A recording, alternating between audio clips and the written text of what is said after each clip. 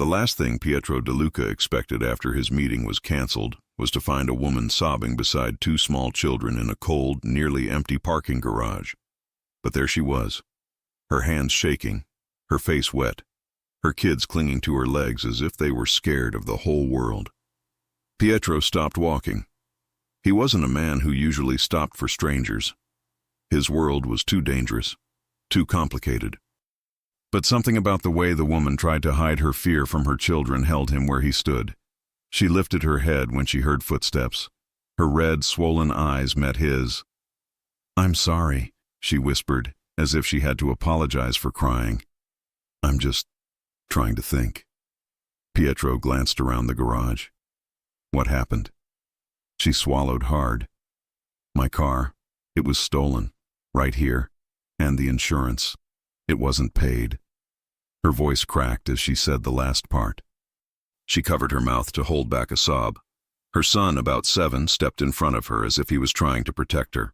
Her younger daughter held onto her shirt, eyes wide. Pietro looked at the kids, then back at her. "You called the police?" "Yes, they said they'll look into it, but—" She shook her head. "I know what they're going to say. They'll file a report and that's it." "What's your name?" he asked. Hannah Blake." "And the kids?" "Liam and Chloe." The boy watched Pietro carefully, like he was trying to judge if he was dangerous. Chloe leaned closer to her mother, whispering something Pietro couldn't hear. Hannah tried to stand, but her legs were weak. Pietro reached out instinctively, catching her elbow before she fell. She froze at his touch, surprised, embarrassed, and exhausted. "I'm okay," she mumbled. "You're not," Pietro said. "Where do you live?" It's far, and I don't have money for a ride. I get paid next week and—" She stopped, realizing she was revealing too much to a total stranger. Pietro could walk away. He knew he should. But he couldn't leave her like this. "I'll take you home." She blinked, startled. No, I can't get in a car with someone I don't know. I'm not crazy." "I wasn't asking you to trust me," he said calmly. "Your kids need to go home. It's freezing." He looked at Liam and Chloe again. "Let me help, just this once." Hannah hesitated. She had no options. Her kids were shivering.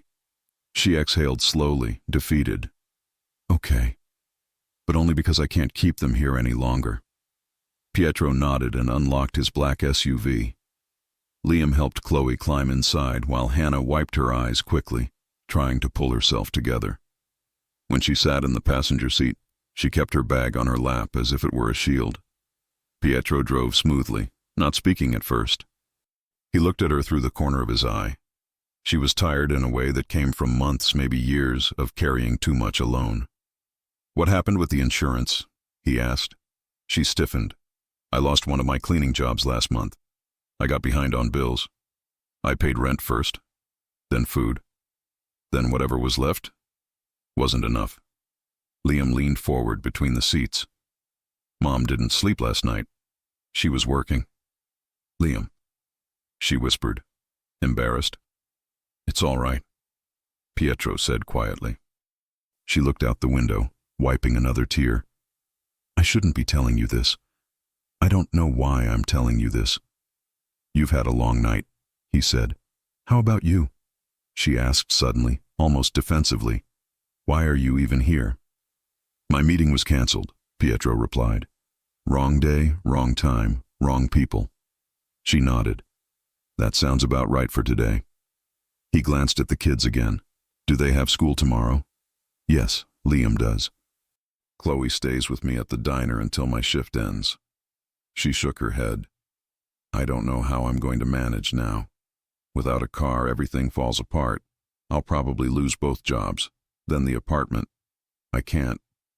Her voice broke again. Pietro tightened his grip on the steering wheel. Something hot rose in his chest. He wasn't used to feeling protective over strangers, but tonight, something was different. When they arrived at her apartment building, a small, run-down complex with flickering lights and peeling paint, Hannah let out a shaky breath. She unbuckled the kids, gathered their backpacks, and stepped onto the sidewalk. "Thank you," she said softly. "I didn't know how I was going to get home." Pietro watched her lead the kids toward the entrance. Liam waved before going in. Chloe gave a small, tired smile. Hannah turned around one last time. I owe you. I don't know how to repay you, but you don't owe me anything, he said. She nodded and hurried inside, holding both children close. For a moment, Pietro stayed in the SUV, staring at the dim building. Something bothered him. The thief took her car quickly, in a busy garage with cameras everywhere. Too clean, too fast. Pietro made a short call. "Logan," he said, his voice shifting into the tone he used only in his world. "Pull the footage from the Jefferson garage. I want every angle." "Someone stole a woman's car right under our eyes." Logan's voice crackled through the speaker. "A random theft?" "No," Pietro said slowly. "Nothing about this felt random." 15 minutes later, Pietro was on his way home when Logan called back. "We found it," Logan said. "The stolen car was spotted on a street cam. You're not going to like where." "Where?" "Near Clarkson Industrial. It was driving straight toward one of Marcus Hale's warehouses." Pietro's jaw tightened. Marcus, of all people. "The woman has 2 kids, Logan," he said. "She's innocent, and Marcus is using her car." "It looks like it." Pietro stared at the road, his pulse steady but cold. Something wasn't right. Marcus Hale never did anything without a purpose. This wasn't about a car. This was a message. Pietro lowered his voice. "Find out why Marcus wanted that car, and find out who gave him access to a garage under our protection." "You think we have a leak?" "I think someone wants me to notice this." The line went silent for a moment. "What do we do about the woman?" Pietro looked at the empty passenger seat where Hannah had sat moments earlier, her hands trembling, her voice breaking as she tried to hold her life together in front of her children. "We keep an eye on her," Pietro said. "Quietly. She doesn't need to know. And if Marcus reaches her first..." Pietro's voice dropped into something dark and final. "He won't." As he hung up, a single thought stayed in his mind, one he wasn't ready to say out loud. Why would a rival steal a poor woman's car, unless she was never the random victim he thought she was? And why, for the first time in years, did he care? Something about Hannah Blake had just pulled him into a story he couldn't step away from. Pietro barely slept. The image of Hannah Blake sitting on the curb with her children haunted him in a way he couldn't explain, and the fact that her stolen car was seen near Marcus Hale's warehouse changed everything. Marcus didn't steal for money. Marcus stole to provoke, to irritate, to create chaos. But dragging a woman like Hannah into it? That was new. Before sunrise, Pietro was already in his office, staring at the parking garage footage on a large screen. Logan stood beside him, pointing at a blurry figure approaching Hannah's old sedan. "That's not a random thief," Logan said. No hesitation. He knew which car to take. Pietro leaned forward. "Enhance the tattoo." Logan zoomed in. The resolution was terrible, but the outline was familiar. 2 intersecting lines forming a jagged symbol. "That's Marcus's crew," Pietro said quietly. Logan crossed his arms. "So he wants your attention. He has it." But Pietro's expression changed when the camera angle showed Hannah approaching her car minutes before it was stolen. She had Chloe in her arms, Liam walking beside her, and even from the low-quality footage, Pietro could see exhaustion in her posture. "She barely has anything," Pietro muttered. "Why steal from her?" Logan shrugged. "Could be coincidence." "No," Pietro said. "Marcus doesn't do coincidence." He turned away from the screen. "Pull everything on her," he ordered. "Name, job, address, bills, whatever is public." Logan blinked. "You want her background?" "Yes, and you keep this quiet. She doesn't know who I am. She doesn't need to." Hours later, Pietro held a thin folder. Hannah Blake had no criminal record, no trouble, no enemies. Just a woman fighting to survive. Her life was a list of overdue bills, 2 jobs, and a small apartment 1 step away from eviction. Something tightened in his chest. "Where does she work?" Pietro asked. Logan glanced at the notes. "Morning shift at Riverside Diner. Night cleaning at Mitchell Towers." Riverside Diner. Pietro almost laughed under his breath. He owned that place, quietly, through a shell corporation. Hannah had no idea. He stood abruptly. Get the car. Hannah was rushing between tables, trying to focus on work, but her hands trembled each time she thought about the night before. Liam had asked if the bad man would come again. Chloe refused to let go of her arm for the entire morning, and then the doorbell jingled. Hannah froze. Pietro De Luca walked in as if he belonged there. The diner wasn't fancy. It smelled like coffee, overworked fryer oil, and old leather booths. Pietro stood out instantly, clean, tailored clothes, sharp lines, calm expression. Some customers glanced his way, others lowered their eyes, sensing something they couldn't explain. Hannah swallowed hard and walked to his table.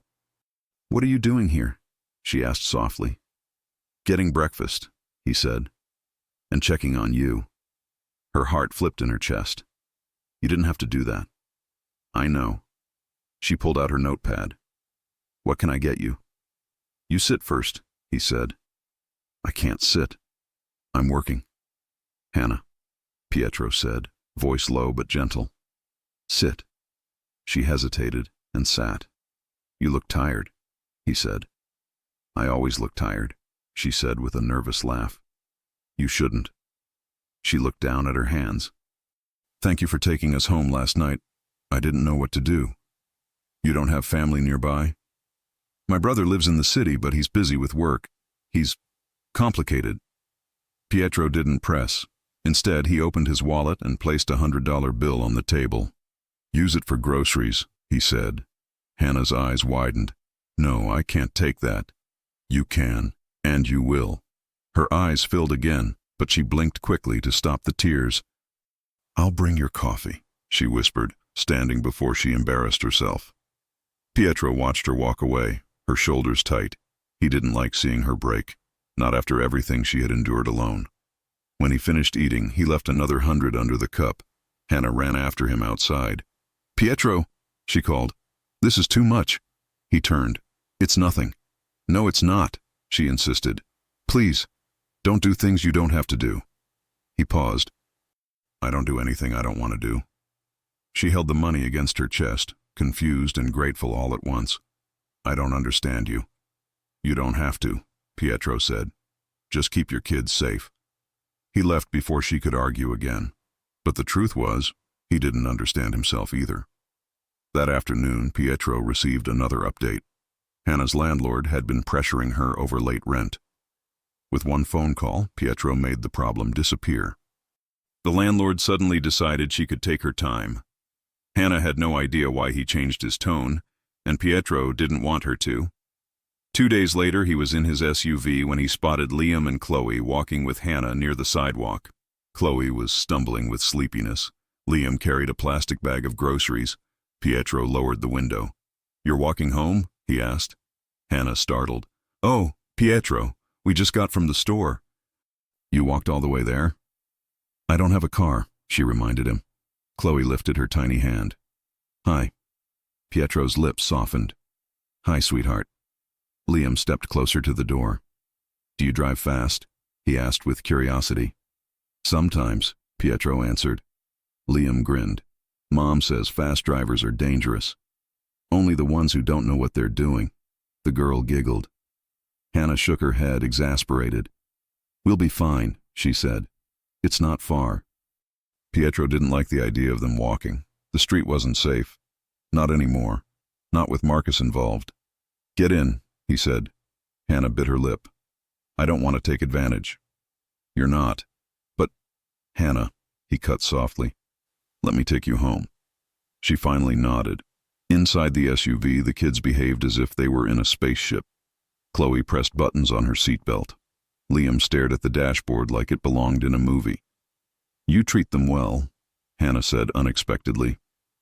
"They're good kids. They like you?" Pietro didn't answer. He didn't know what to do with warmth like that. When they reached her building, he noticed a patrol car parked across the street. 2 officers were questioning someone near a corner. Crime had risen in the area. Hannah didn't seem to notice, or maybe she was just used to it. He followed her and the kids with his eyes until they disappeared inside. Logan called at that exact moment. "We found the car," Logan said. "Abandoned under the bridge near Clarkson." "And?" It was used in a drive-by an hour earlier. Pietro exhaled sharply. Marcus used Hannah's car for a hit. Yeah, and now her name is in the police report. Pietro said nothing for several seconds. You think Marcus did this to set you up? Logan asked. No, Pietro said. He's doing it to see how far I'll go for a woman I should have walked away from. Logan hesitated. Boss, she can't handle this world. I know. And bringing her closer is dangerous. I know that too. But Pietro's voice wasn't uncertain. It was something else.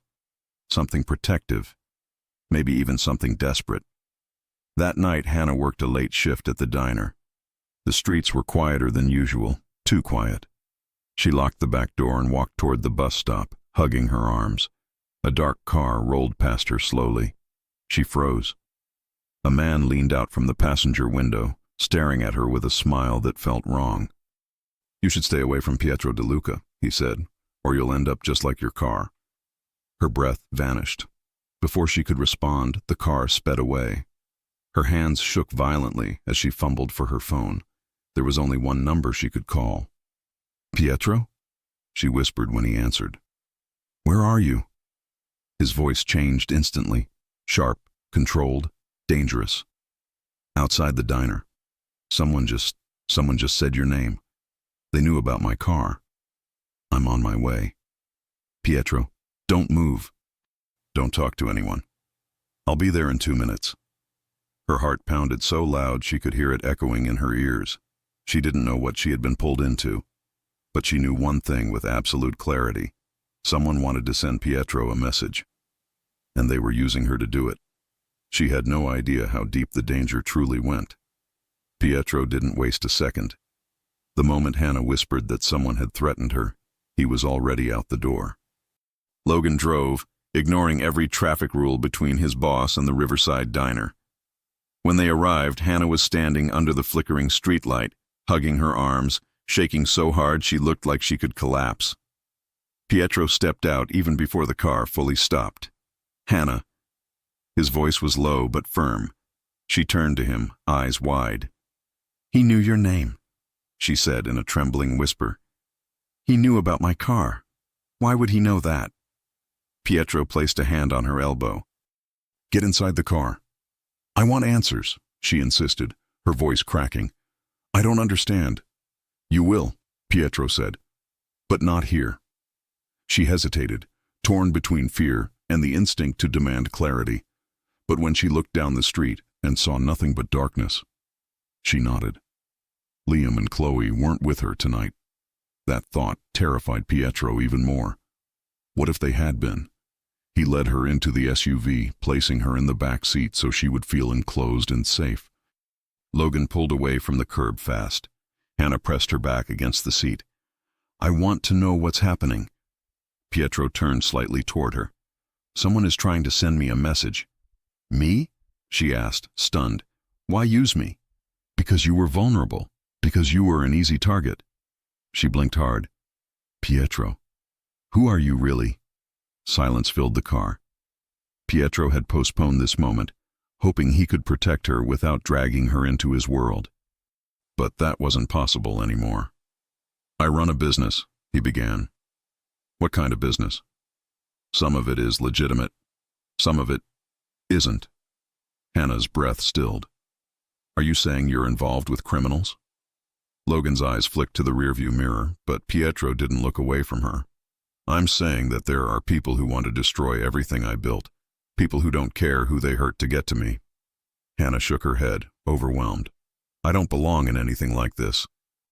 I know, Pietro said. You shouldn't have been dragged in. But now that you were, I won't let anything happen to you.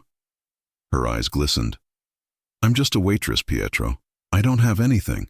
Why would they target me? Because I helped you, he answered quietly.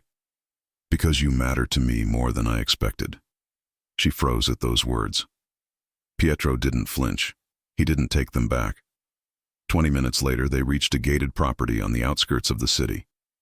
Guards opened the entrance without questions.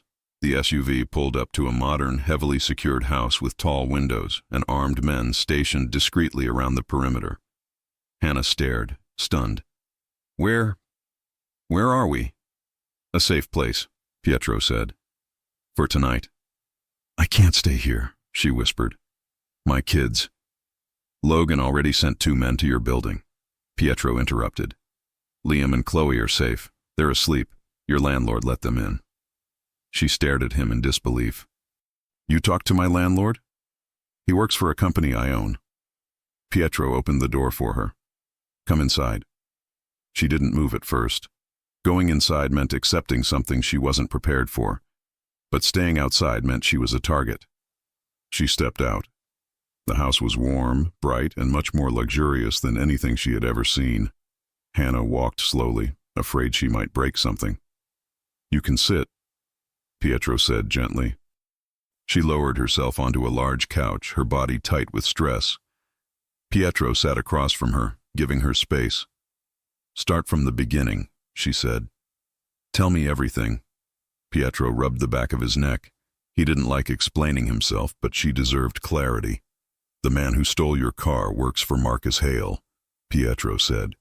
He and we have history. He wants territory that belongs to me. And he stole my car because he knew I would notice, Pietro said. Because he wanted a reaction. Hannah pressed a hand to her forehead. I didn't ask for any of this. I know. Pietro leaned forward. And I'm going to fix it. She looked at him, searching for something in his expression. His eyes were steady, determined. But behind them, she could see an exhaustion he never showed anyone else. I can't expose my kids to this, she whispered. You won't, Pietro said. They will not be touched. She swallowed hard. I don't trust your world. You're not in my world, he answered. You're under my protection. That's the same thing, she whispered. He didn't deny it. Later, after a soft meal prepared by Pietro's staff, Hannah stood by the wide window overlooking the city lights. Pietro joined her quietly. You're not used to silence, he said. My life is never quiet. He watched her reflection in the glass. Your kids? They're everything. Her voice softened. Liam is sensitive. Chloe is sweet. I try so hard to give them a normal life. You do. Pietro paused. You're a good mother. A tear slipped down her cheek. She wiped it quickly. I don't want them scared of anything. Then let me handle this, he said. Her eyes lifted to his. I barely know you. I know. And you're dangerous. Yes. But I don't feel unsafe with you, she admitted quietly. Something shifted in Pietro's expression, something he tried to control. He stepped closer, slow enough for her to look away if she wanted to. She didn't.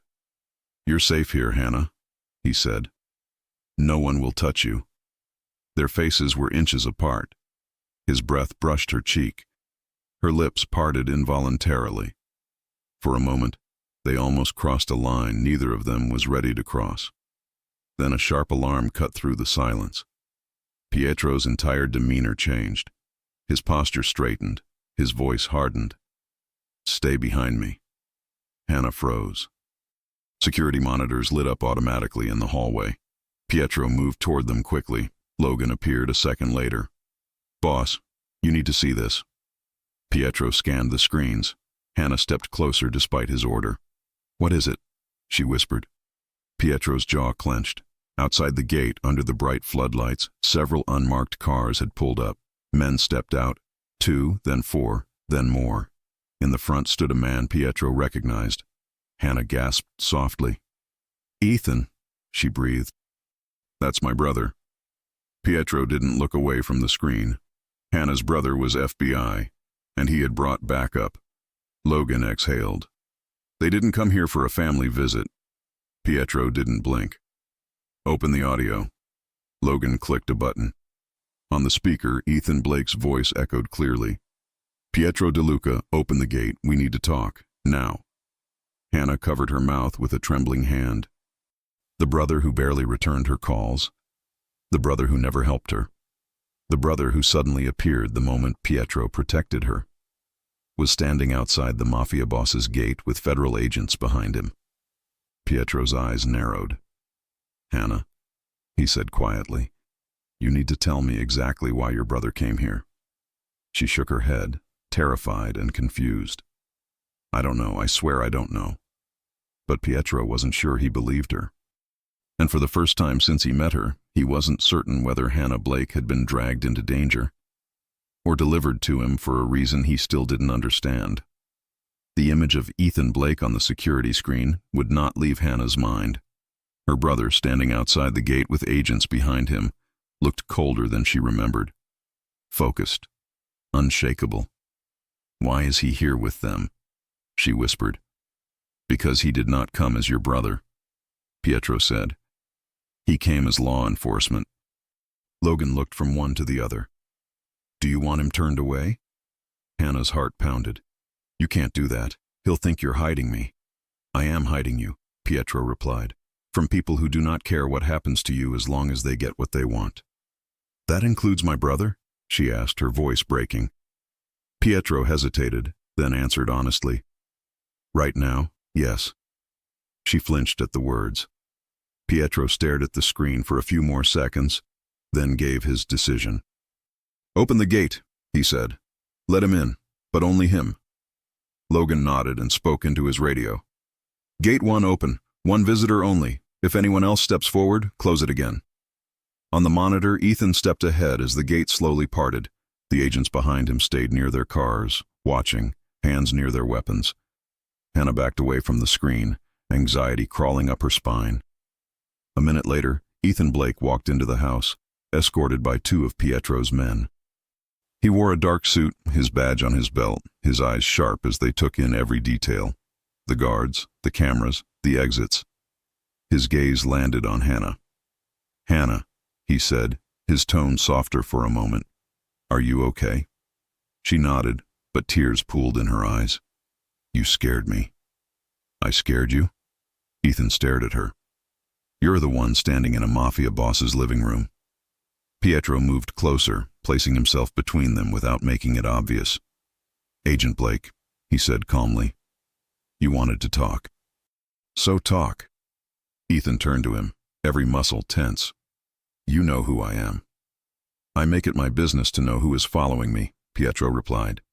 "And yet you still thought it was a good idea to take my sister and her kids into your house?" "She was threatened because of my enemy," Pietro said. "I will not leave her unprotected."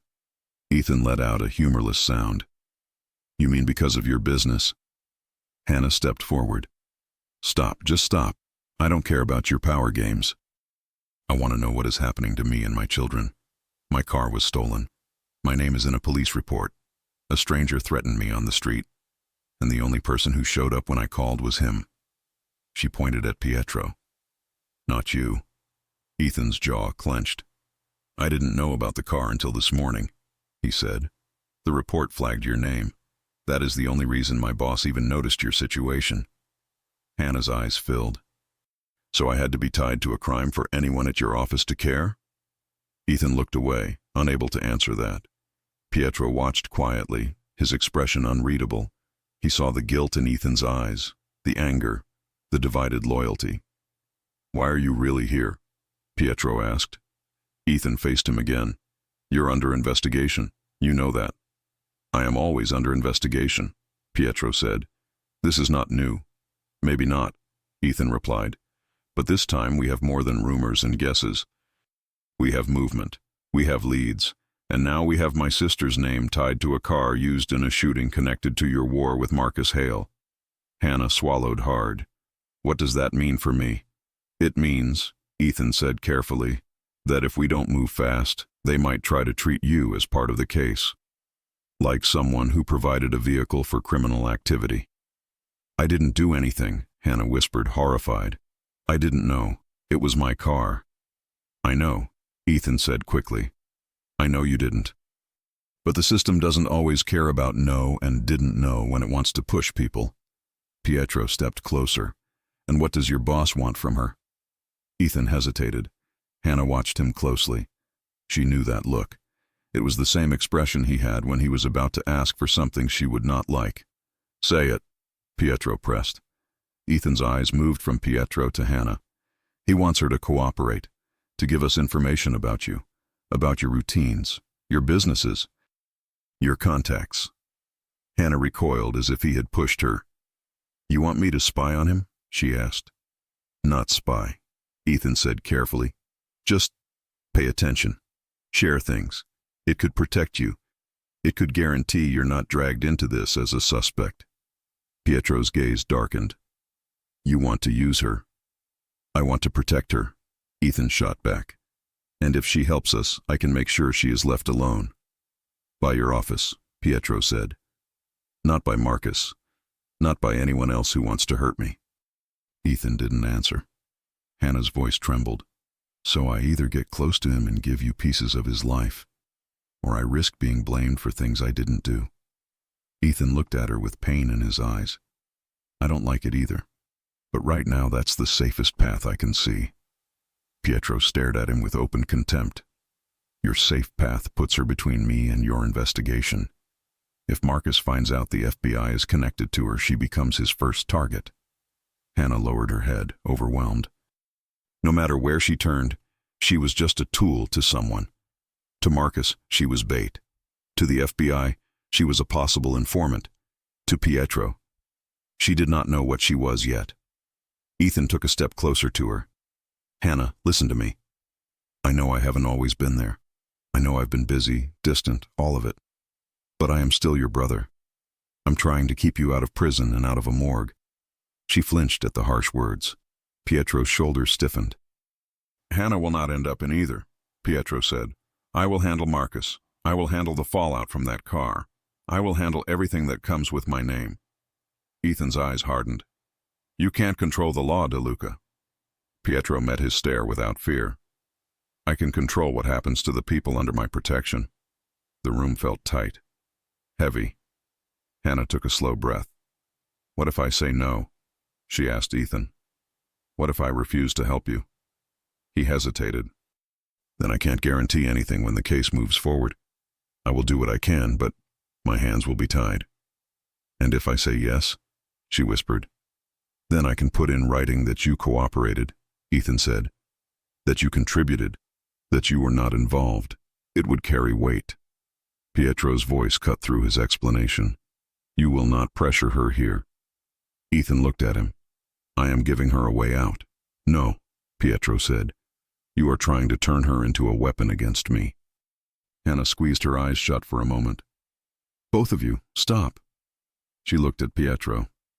Can I talk to him alone? Pietro didn't like it. Every part of him rejected the idea of leaving her alone with law enforcement in his own house. But he saw the pleading in her eyes. He nodded once. You have 10 minutes. He turned to Ethan. And you do not threaten her. Not in my home. Ethan held his gaze. I don't need threats. Pietro walked out with Logan, though he did not go far. He stayed in the hallway listening for any sign of distress. Inside the room the air shifted. Hannah and Ethan stood facing each other as brother and sister, without the weight of titles. You should have come to me before, she said quietly. Not when my name ended up in your files. I didn't know, Ethan insisted. I swear, I didn't know about your rent, or your hours, or the fact that you were one broken car away from disaster. You never ask, she replied. You work, you disappear. You see the worst in people all day and come home with no energy left for us. He looked away, guilt clear in his face. You're right. I failed you. She softened, even as anger stayed in her chest. Why him? She asked. Why Pietro? Why are you so focused on him? Because he is dangerous, Ethan said. He runs things that hurt people. Drugs, weapons, laundering. People disappear because of men like him. He saved me, she said. He saved my kids. He helped with rent. He brought me here when someone used my life to get to him. None of that came from your office. It came from him. That's how men like him work, Ethan said. They destroy and protect at the same time. It makes people feel special, safe, loyal. She shook her head. Not everything is a strategy. Sometimes a person just sees someone drowning and reaches out a hand. Ethan watched her closely. Do you care about him? She swallowed hard. I don't know, it's too fast, too intense. But I know I feel safer when he's close than I did in that parking garage with no one around. Ethan exhaled slowly. I am not asking you to spy on his feelings. I am asking you to help me stop the part of his life that kills people like you. People like me are already getting hurt without him, she said. I live that reality every day. He rubbed his face as if he were trying to find the right angle. Hannah, if you stay near him, you are going to see things, hear things. You can't unsee them. The FBI will not walk away from this case. It's moving fast. We will press. Marcus will press, everyone will press. In the middle of that, you need a shield. Cooperation is that shield. She stood still, shaken. Ethan reached into his jacket and pulled out a small recording device. He held it out, resting in his palm. This is not a full-time job, he said. You don't have to chase him. Just, if he ever talks openly about Marcus, about the warehouses, about shipments, if he ever admits something he never said in court, this could help you. She stared at the device as if it were a live wire. I can't do that, she whispered. You can, Ethan said gently. You can also choose not to. I'm putting this in your hand because I refuse to say I did nothing when things get worse. She didn't reach for it. He closed her fingers around it himself, folding her hand carefully. You are my sister, he said softly. I will fight for you on both sides. But I need something to fight with. She felt the cold plastic pressing into her palm. Outside the room, Pietro's patience was wearing thin. Logan watched him. You're going to explode if you stay out here much longer, Logan muttered. I'm already exploding, Pietro replied. I just haven't moved yet.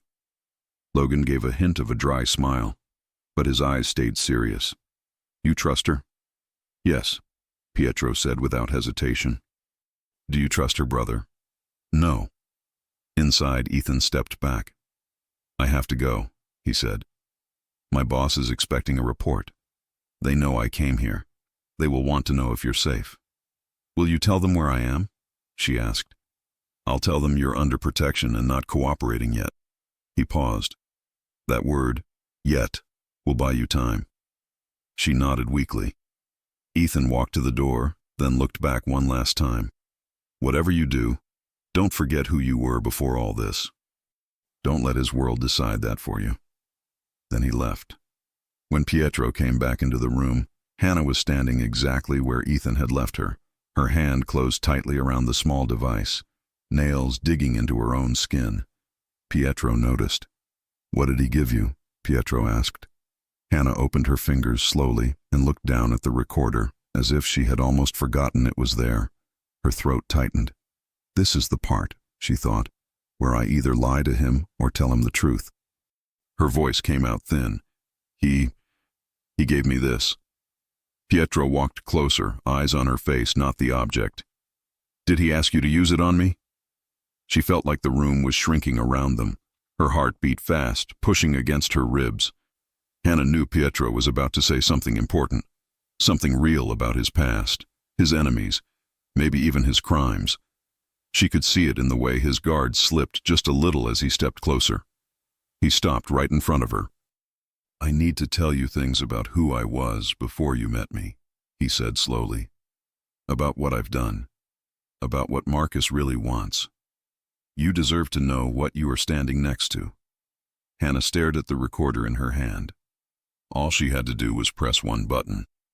The FBI would get exactly what it wanted. Ethan would have his shield. But Pietro was looking at her like she was the only person in the room who mattered. Like what she did next would decide everything. Her thumb hovered near the small control. Her other hand trembled, and Pietro took a breath, ready to confess something he had never said so openly to anyone outside his inner circle.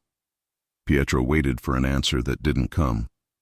Hannah stood frozen, the small recording device still in her hand. Her thumb hovered over the button, her breath shallow. She could feel the weight of Ethan's voice in her mind. This could protect you. And the weight of Pietro's eyes in front of her, steady, open, unguarded in a way she had never seen before. Pietro took one step closer. If you want to use it, he said quietly, do it now. before I say anything." Hannah looked at him, then at the recorder again. Something inside her twisted. Pietro had helped her when she was stranded. He had protected her kids. He had brought her here when she was terrified. She couldn't betray him. Not like that. Very slowly, she closed her hand around the device and placed it on the table. "I won't use it," she whispered. Pietro exhaled, just once, but the sound carried the tension he had been holding in his chest. He reached out, not touching her, but close enough she felt the warmth of his hand. "You don't owe me loyalty," he said. "No," Hannah replied softly, "but I owe you honesty." She didn't realize what those words did to him. Pietro lowered his guard just enough for Hannah to see something raw behind his eyes. "Sit," he said gently. She did. Pietro sat across from her, his posture calm but his voice lower, more personal. "When I was 16, he began. "My father was killed by one of the men Marcus now works with. After that, I took over the pieces of the family business he left behind. Some parts were clean, some were not. I didn't choose the world. I inherited it." Hannah listened, barely breathing. "I tried to separate things," he continued. "I built hotels, restaurants, construction. But every time I moved something away from the streets, Marcus pushed it back in." "And now?" she asked. "Now he wants control," Pietro said. "He wants to prove I'm weak. That I can't protect the territory. That I can't protect the people with my name attached to them." She understood then what had been haunting him since the night they met. "He didn't steal your car for money," Pietro said. "He stole it because he knew I would notice. Because you were the last person I helped before the theft." Hannah's throat tightened. "So I'm a target because you were kind to me." "You are a target," Pietro said slowly, "because he thinks hurting you will hurt me." Hannah felt her stomach drop. She wiped a tear quickly, refusing to let fear take over. Pietro leaned forward. "Marcus crossed a line, and now he won't stop until I make him." "Then let me leave," Hannah whispered. "Take the kids and go far away." "You think going alone will keep you safe?" Pietro asked. "Marcus already knows your name. He knows your face. He used your car in a shooting. He will find you wherever you go." Her breath stilled. "I won't let that happen," Pietro said firmly. "I will not let him touch you or the children." His voice shook, not with fear, but with something deeper. She felt it, and for a moment, silence filled the room. Slowly, carefully, Pietro reached for her hand. She let him take it. The contact was warm, steady, grounding. Hannah didn't pull away. "You're not alone anymore," Pietro said. "Not while I'm breathing." Her lips parted, her heart racing for reasons that had nothing to do with danger. She looked at him, really looked at him, and felt her chest tighten with an emotion she wasn't ready to name. He stood then, pulling her gently to her feet. They were close enough she could feel his breath. "Pietro," she whispered. He didn't kiss her, but the moment was so charged she felt her knees weaken. Then, a loud vibration shook Pietro's phone. He stepped back, answering quickly. "Yes?" His tone sharpened instantly. "When?" Hannah's heart dropped at the shift. "What happened?" she asked. Pietro held up a hand, listening.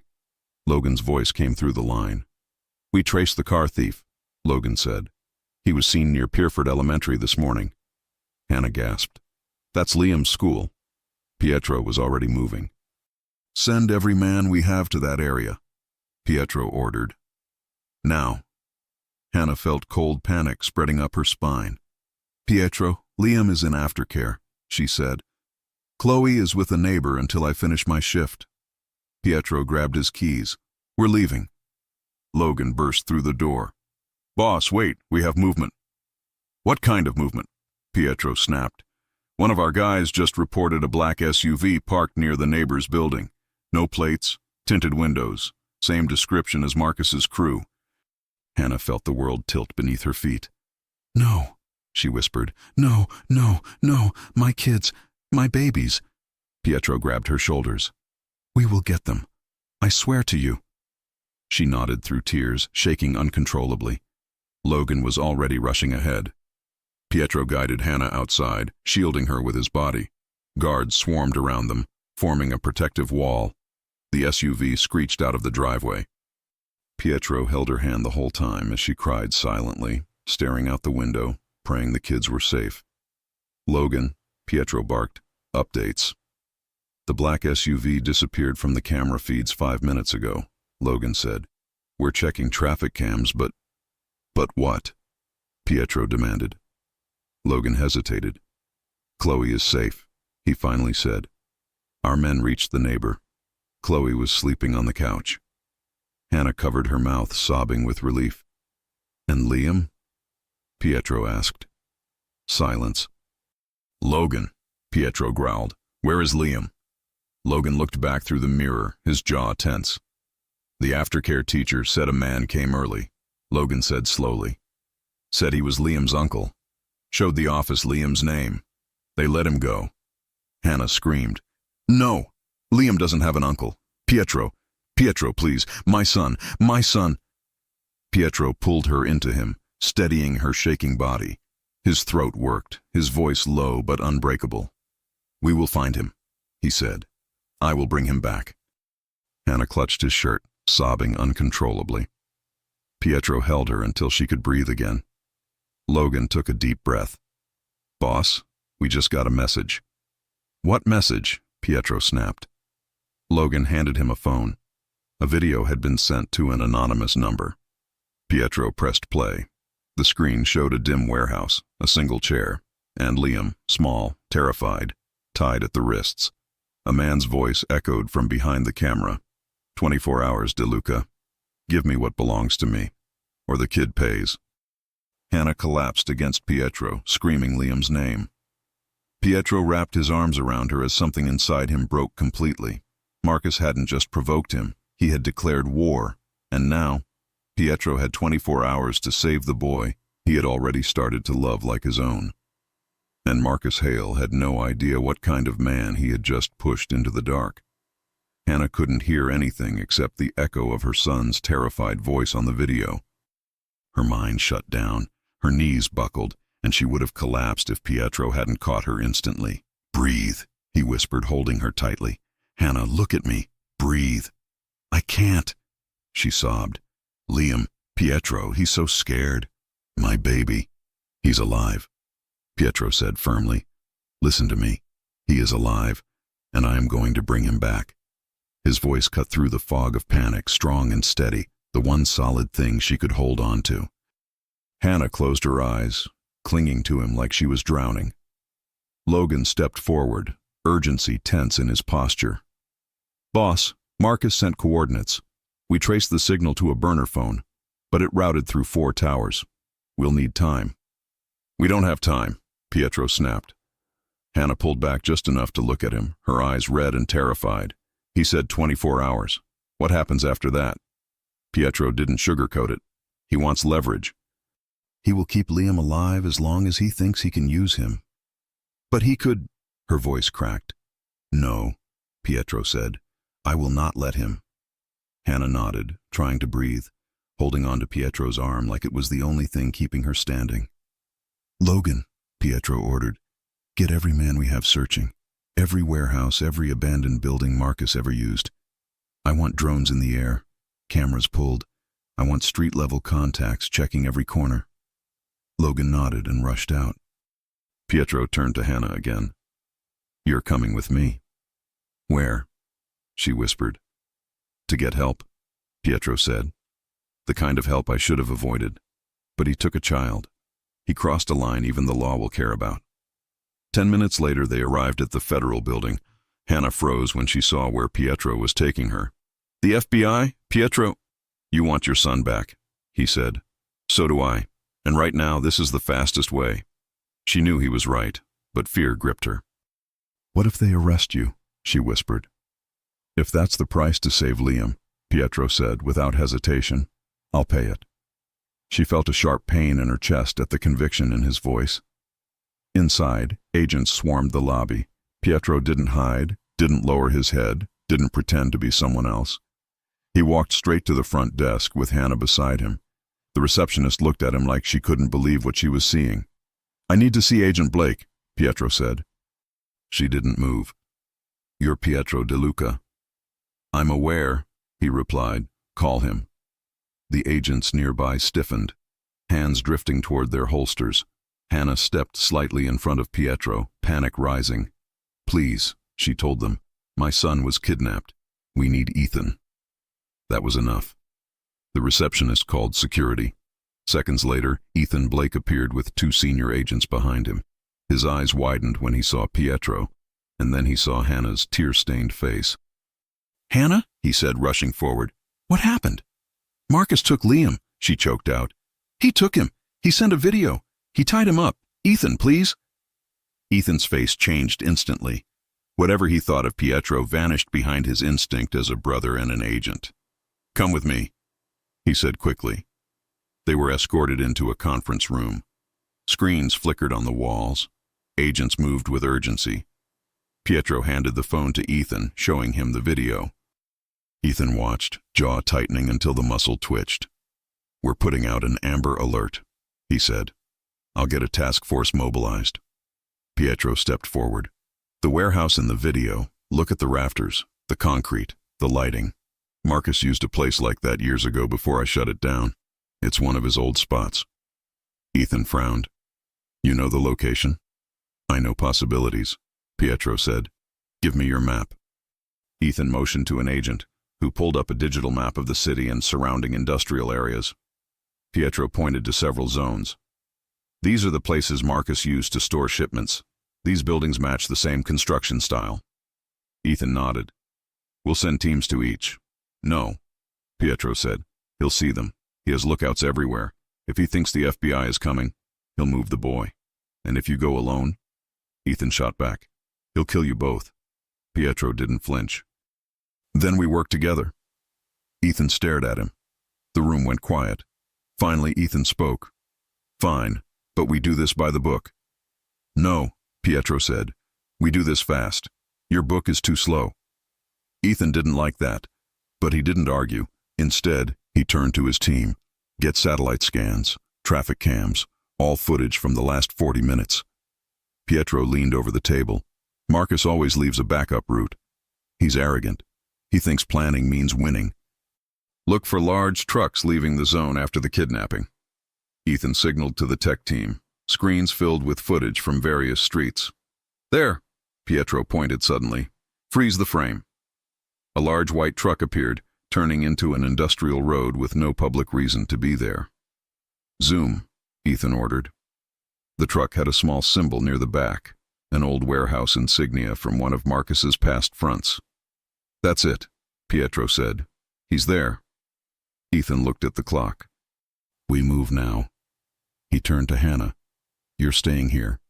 No, she said instantly. I'm coming. Absolutely not, Ethan argued. This is dangerous. She's coming, Pietro said. She's not staying alone. Ethan glared at him. This isn't your call. Pietro stepped closer. She is safer with me than in a building full of people Marcus might have bribed. Ethan opened his mouth, but then he shut it, because he knew Pietro wasn't wrong. Fine, Ethan said, but she stays in the truck. No going inside. Agreed, Pietro said. Hannah didn't trust her voice, so she simply nodded. The convoy left within minutes, FBI trucks, tactical teams, Pietro's men following in black SUVs. Hannah sat between Pietro and Ethan in the lead vehicle, her hands shaking uncontrollably. Talk to me, Pietro said softly. Tell me about Liam. She swallowed. He likes dinosaurs and pancakes, and he sleeps with a flashlight because he's afraid of the dark. Pietro's eyes softened. He won't be in the dark much longer, I promise you. Ethan listened quietly, guilt in every line of his face. As they approached the warehouse, the tactical commander came on the radio. We're seeing heat signatures inside, about 7 men, and one smaller figure tied to a chair. Hannah's breath caught. Liam, she whispered. Pietro squeezed her hand once. We're going in. The commander continued. We breach in 30 seconds. No firearms discharged unless necessary. Primary objective is the child.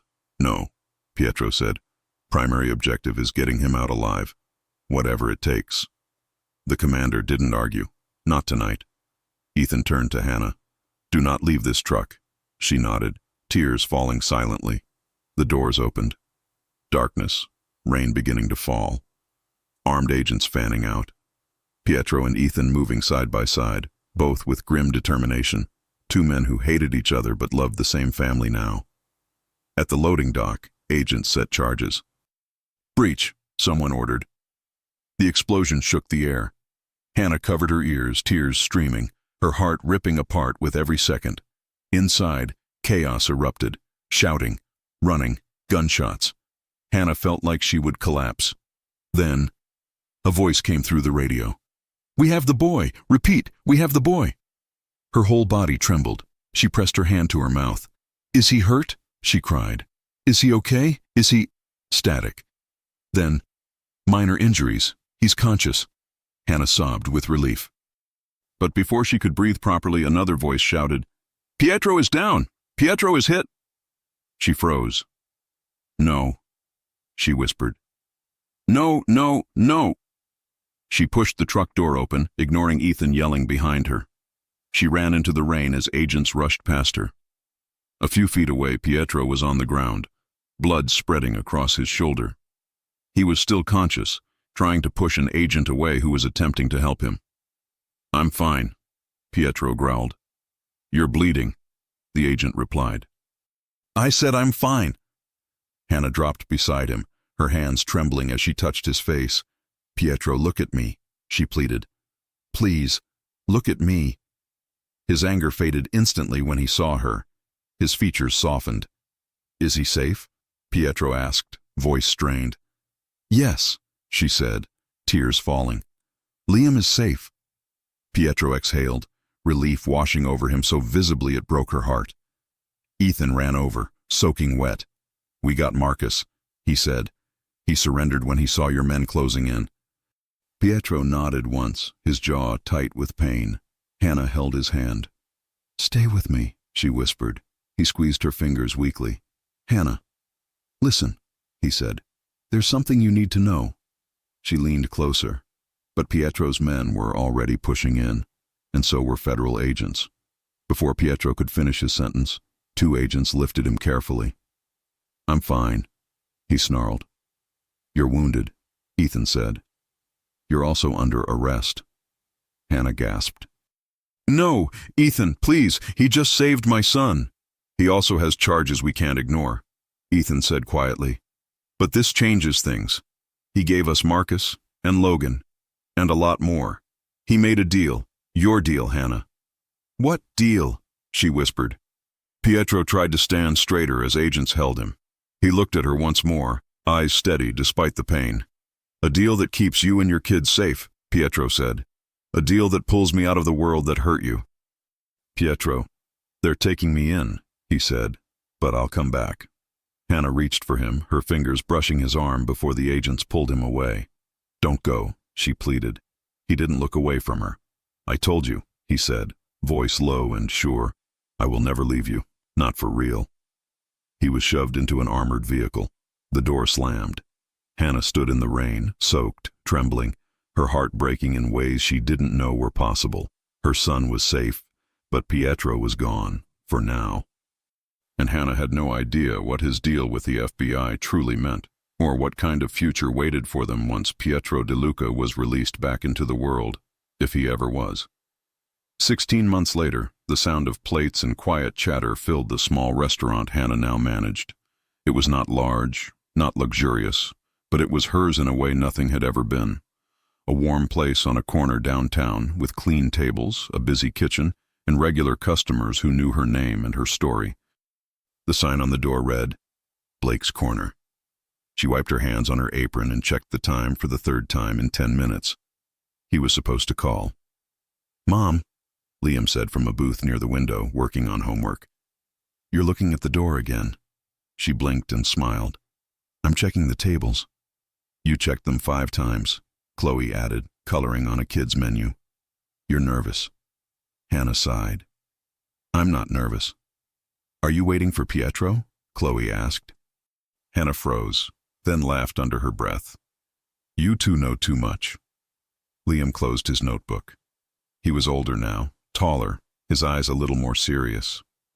Is today the day? He had a hearing this morning, Hannah said. Sometimes these things are delayed. You say that every time, Liam said softly. He wasn't wrong. Pietro's case had dragged for months. The plea deal Ethan fought for was complicated. Pietro had given names, routes, accounts. He had signed away properties and businesses. He had testified behind closed doors about Marcus's network and several other players. In exchange, prosecutors agreed to reduce what could have been decades into a much shorter sentence with strict conditions: cooperation, supervision, restricted movement, no contact with known criminals. But the system moved slowly. Hannah had visited him as often as she was allowed. Their talks were short, controlled, watched. They spoke about the kids, about the restaurant he helped her set up through funds he was allowed to redirect, about small steps toward normal life. He never asked her to wait. She chose to. The restaurant door opened. Hannah's heart jumped before she could stop it. It was Ethan. He walked in wearing a suit, his badge hidden but his posture still official. He gave a brief smile to Liam and Chloe, then met Hannah's eyes. Her stomach clenched. She walked toward him, wiping suddenly sweaty hands on her apron. Well? She asked. Ethan studied her face for a moment. They signed off, he said. The judge approved the agreement. Time served, plus supervised release, plus community work. He's out. The world seemed to pause for one beat. Hannah's breath left her body. He's out today? She asked. Ethan nodded. Right now. They released him an hour ago. Why didn't he call? She whispered. Because they brought him to my office first, Ethan said. They wanted a formal briefing. Conditions. Warnings. Liam and Chloe had come closer, listening with open faces. Is he coming here? Liam asked. Ethan looked at him, then at Hannah. That depends on you, he said. There are rules. He cannot go anywhere near his old associates. But he is allowed to build a lawful life. He listed this restaurant as a place he might work or visit with supervision. He listed it? Hannah repeated, her throat tightening. Ethan nodded. He told them this place matters to him, that you matter. Her eyes filled. Ethan shifted awkwardly. There's something else, he added. You should know this before you see him. Hannah braced herself. During the final negotiation, Ethan said, they wanted more. They wanted him to set you up. They asked questions about the recording device, about whether you had ever used it. They wanted to pull you into the case. Hannah swallowed. What did he say? He said if they tried to touch you or the kids, he would pull the entire deal and take his chances at trial. Ethan replied. He said you were off limits, non-negotiable. She grabbed the back of a chair, feeling unsteady. He risked years of his life for that line. Ethan said quietly, so, whatever you decide about him now, do it knowing that part too. Tears slowly slid down her face. Chloe tugged at Ethan's sleeve. Uncle Ethan, can we see him? Ethan's hard edges softened. Yeah, kiddo, you can. He looked back at Hannah. He's walking here, Ethan said. He wanted to come alone without a car, without guards. I followed to make sure it was allowed. Hannah's heart raced. How far? She whispered. Ethan glanced at the window. Half a block. Her eyes flew to the glass. She saw him.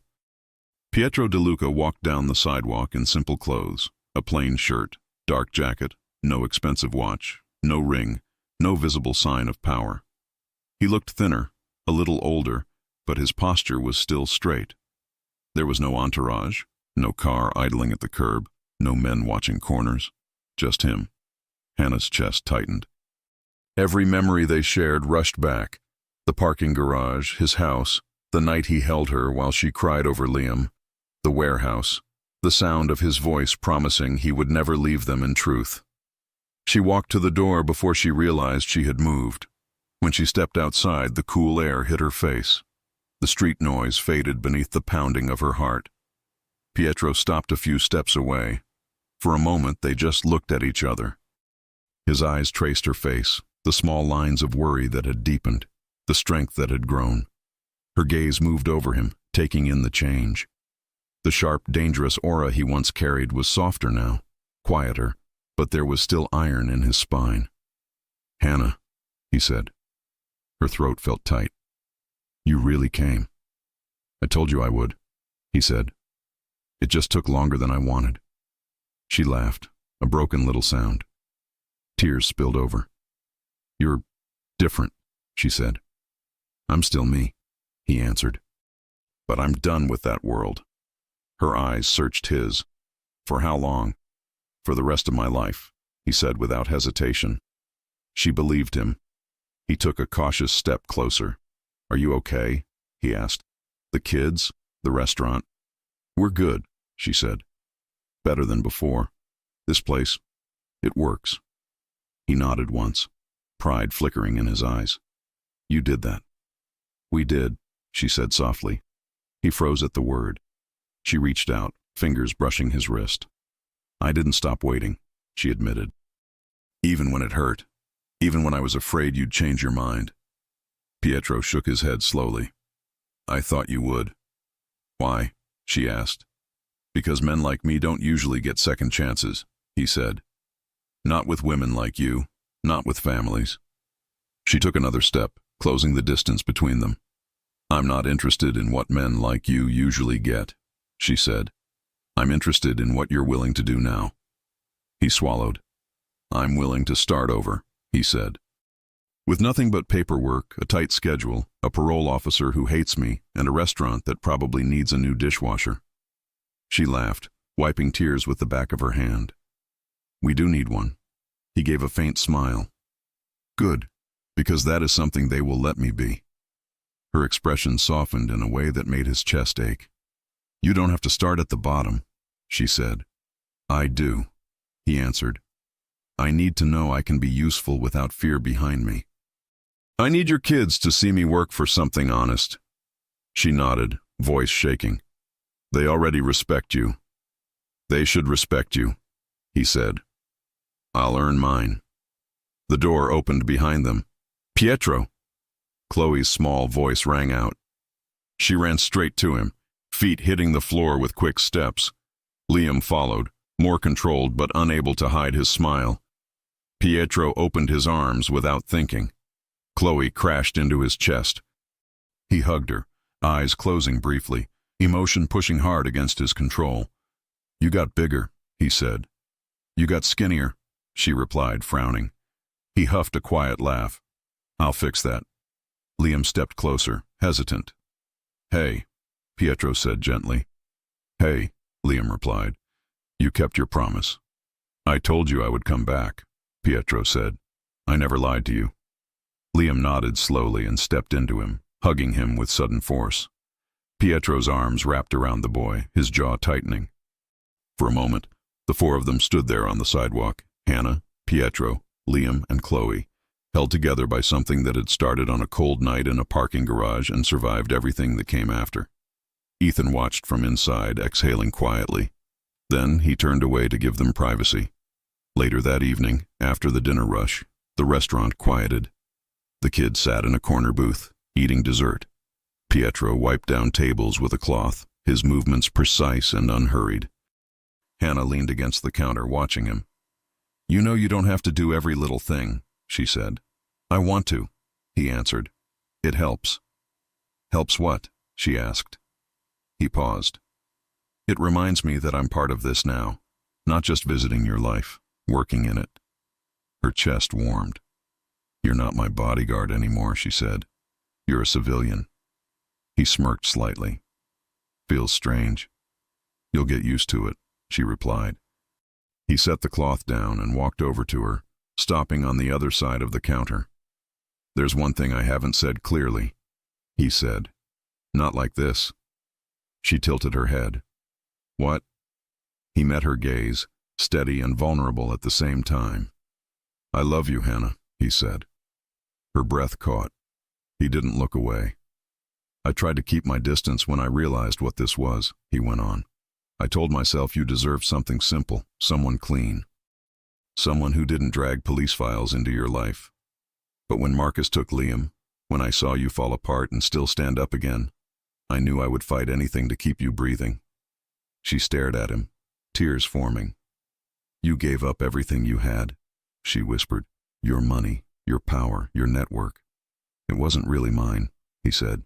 "It belonged to violence. This," he gestured to the restaurant, to the kids, to her, "is the only thing that ever felt real." She reached out, taking his hand across the counter. "I love you too," she said, voice breaking. "I tried not to. I tried to tell myself it was just gratitude or fear or something else. But you fit into our lives in a way that never felt wrong, even when the world around you was." He stepped around the counter, closing the last bit of space between them. "Are you sure?" he asked. "I come with conditions, meetings with agents, random check-ins, limited travel, no fancy life." "No secrets, but a lot of paperwork." She laughed through tears. "I've dealt with overdue bills, broken cars, double shifts, and single motherhood. I think I can handle a few forms and a stubborn ex-Mafia boss who wipes tables like they're enemies." He smiled, more open than she had ever seen. He cupped her face gently, giving her time to pull back. She didn't. Their lips met. The kiss was not rushed or desperate. It was steady, deliberate, the kind of kiss that said they were done surviving and ready to actually live. When they broke apart, he rested his forehead against hers for a moment, breathing her in. "Marry me," he said softly. Her eyes widened. "Pietro." "I don't mean now," he corrected. "Not this week, not next month. I know we have to move slowly. I know I need to prove every day that I'm not going back to who I was. But when I've done that for long enough and you still want me here, marry me." Her eyes filled completely. "Are you asking or planning?" she asked. "Both," he said. She laughed, shoulders shaking. "Ask," she said. He straightened, looked her directly in the eyes, and spoke clearly. "Hannah Blake," he said, "will you marry me when the time is right, when the kids are ready, and when you have seen enough proof that I am the man you need me to be?" She smiled through tears. "Yes," she said. "Yes, I will." He closed his eyes briefly, relief flooding his features. Chloe's voice cut through the moment. "Are you getting married?" she called from the booth. "Because if you are, I want a new dress." Liam added, "And I want to choose the cake." Hannah laughed, wiping her face. "We're planning," she said. "Nothing big yet." Pietro looked at the kids. "You two get a say in everything. Dress, cake, music, where we go afterward. This isn't just about us. It's about all four of us." Liam grinned. Chloe clapped her hands. "Can we live in a house?" she asked. "With a yard?" Hannah glanced at Pietro, half amused, half uncertain. He nodded slowly. "We'll find one. Not a mansion. Not something guarded. Just a house with a yard and a door that locks and no one watching through cameras." Hannah exhaled, her shoulders relaxing in a way they hadn't in years. That night, when they closed the restaurant, Pietro walked them home. No guards followed, no rival cars lurked nearby. The danger that once circled them had receded into court files and locked cells. The apartment building was not as run down as the old one. The hallways were clean. The neighbors greeted them by name. Inside, the kids ran to change into pajamas. Pietro stood in the living room, taking in the small details. Drawings on the fridge, a school project on the table, a photo of the four of them printed from a visit day where they all smiled despite the setting. "I like it here," he said. "It's small," she replied. "It's real," he answered. She stepped closer. "Are you scared?" she asked quietly. "Yes," he said. "Every day, of failing you, of making one wrong move and losing you to a file or a mistake, of someone dragging me into something I don't want anymore." She nodded. "I'm scared too. Of trusting too much. Of getting used to peace and having it taken again." He took her hand. "Then we can be scared together," he said, "and keep choosing this anyway." She smiled. Liam peeked out of his room. "Pietro?" "Yes? Can you say goodnight?" Pietro's chest tightened. "Of course," he said. He walked into the kids' room. Chloe was already in bed, hugging a stuffed animal. Liam was under his blanket, the flashlight on his nightstand now more habit than need. "Good night, troublemakers," Pietro said. "Good night," they replied. He leaned down and kissed each forehead, simple and natural, the way a father would. When he turned to leave, Liam spoke again. "Hey, Pietro." "Yes? Are you staying?" Pietro looked at Hannah standing in the doorway, then back at the boy. "If your mom wants me to," he said, "I'm not going anywhere." Liam nodded, satisfied. Chloe smiled sleepily. "Then we're good," she whispered. Pietro stepped out and pulled the door mostly closed, leaving a sliver of light. Hannah wrapped her arms around his waist from behind, resting her cheek against his back. "Welcome home," she said. He covered her hands with his. For the first time in years, Pietro De Luca was not watching over a territory, an empire, or a warehouse. He was watching over something far more fragile and far more important: a small apartment, 2 sleeping children, and the woman who had turned his punishment into a second chance. And he knew one thing with a certainty that left no room for doubt. The most powerful thing he would ever hold was not fear or influence or control. It was the quiet, stubborn, everyday choice to stay, to change, and to love them the way they deserved. And that was a life he was never going to walk away from. If you enjoy stories like this, take a moment to subscribe to the channel. That's how I'll know you truly liked it. Even if you're watching on your TV, grab a second to join this family of fans who love emotional and heartfelt stories. Your support means everything, and it helps us bring you even more tales like this one.